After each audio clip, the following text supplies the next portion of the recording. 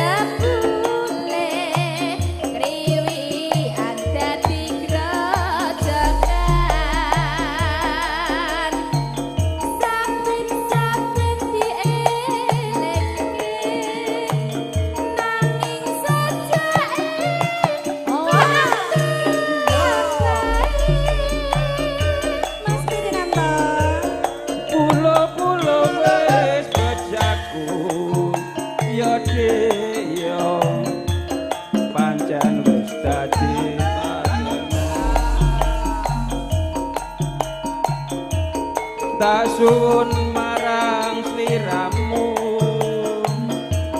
aja dadi runti ing atimu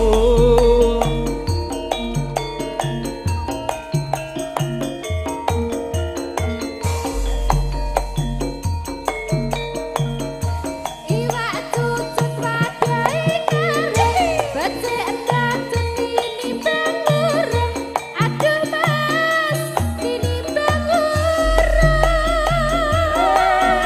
ayo ning pasar aja tuku ciper aja samar yen rata pikir aduh dek aja kuatir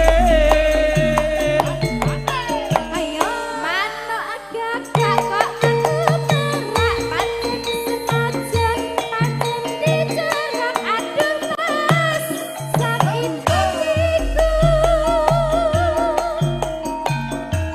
neng pasar aja tuku ciper aja samar yen rata pikir aduh dek aja digodeli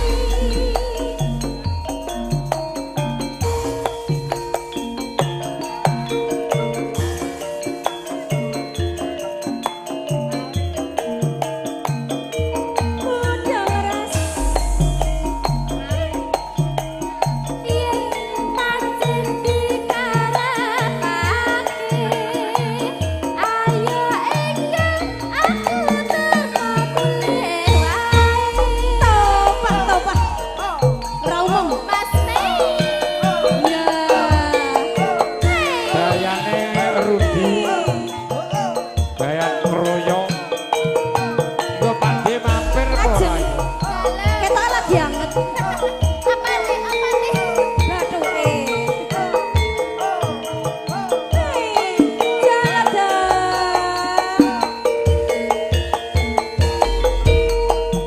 ayo dek ayo janjine ora tenanan jebule riwi ada di grojokan saben-saben dielengke nanging sajake kok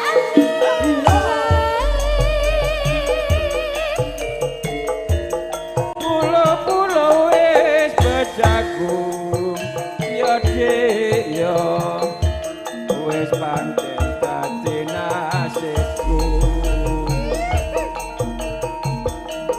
tak suwun marang sliramu aja dadi runti ing atimu iwak cucut padai kare becik endah ini bangurung aduh mas ini bangurung ning pasar aja tuku ciper aja samar yen rata pikir aduh dek aja kuatir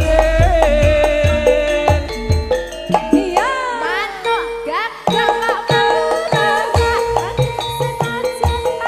dicerak aduh